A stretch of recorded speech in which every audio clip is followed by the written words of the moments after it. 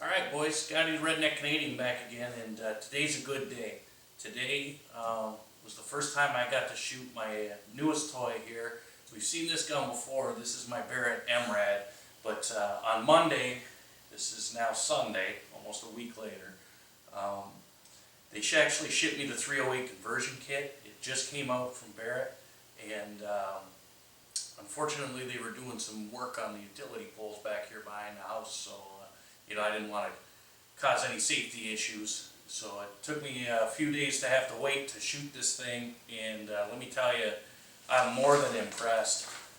This here is a 20 round grouping with this gun, and it's cold out there. I just checked the weather network. It's 24 degrees with a major wind chill. There's like a 20-mile-an-hour wind out there. And this thing, it's advertised as a 0.6 minute angle gun.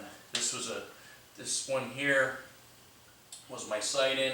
I put 3/4 of a minute. This was at 200 yards, and just one after the other. I only had 3 pins out there. I broke one off, and the wind kept flapping this corner up. And you can see I shot right through it, put some of these in. So I'm super, super, super happy with this gun. The scope that I got on it is just an inexpensive millet scope. I haven't even put a night force or anything on it, and it's just a superb gun. It just is in every way. I mean, I really don't have any complaints about it. The magazine, I think, is one of the best things. It drops free just like that, and to load this magazine is just the easiest I've ever had to load before in my life. I mean, literally just like that. You can put 10 rounds in it. It accepts them. It's no problem. That's one thing when I was shooting it in 338 Lapua Magnum that I noticed. It was just the easiest stuff you ever could believe to load.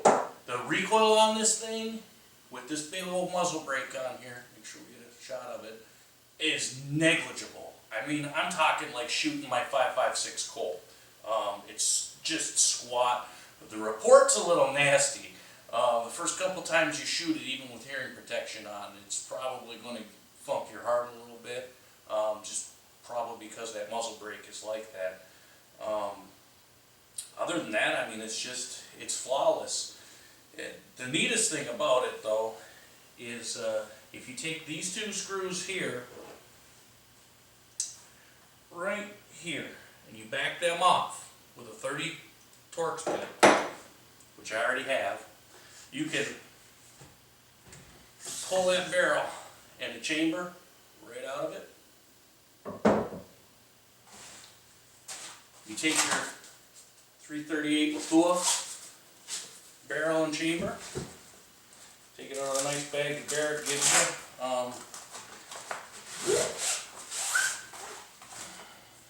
There's a little notch on the top. Slide it right down the upper receiver. You feel it's in. Then all you have to do is tighten these up. You don't even have to take these out. The first time I did it, I took them out. You really don't even have to do that. You just got to back them out. Tighten them down to 140 inch-pounds. Make sure your bolt's open here. And there's a latch on the bottom. Pull that out. That whole bolt carrier. And there's a bolt guide in there.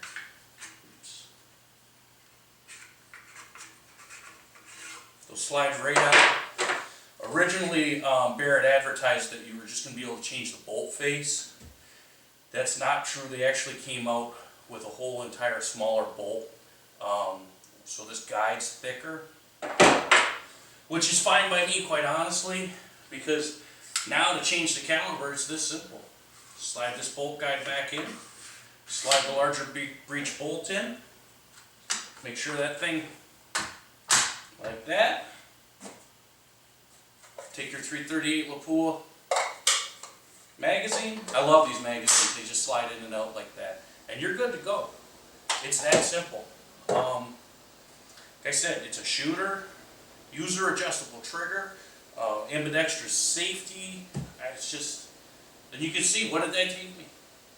40 seconds, and I just changed the caliber from 338 Lapua, or from 308 to 338 Lapua. So I'll add some pictures to the end of this video of the damage that it did. And let me tell you, it was cold out there. I didn't want to put a chronograph out there. But this is a 22-inch barrel that I ordered for this thing. These were home loads that I shot, 168 grain Sierra Match Kings with 42.2 grains of AR comp. And it shot just phenomenally well. But the velocity coming out of this thing is really impressive. I cut 16-inch pieces of poplar for my backstops back there to tack the targets on, and as you'll see by the pictures, I mean, there was just sawdust all over. It was buzzing right through those things. You know, this is not the cheapest gun around, but I really think it's worth every penny. All right, boys, have a good one.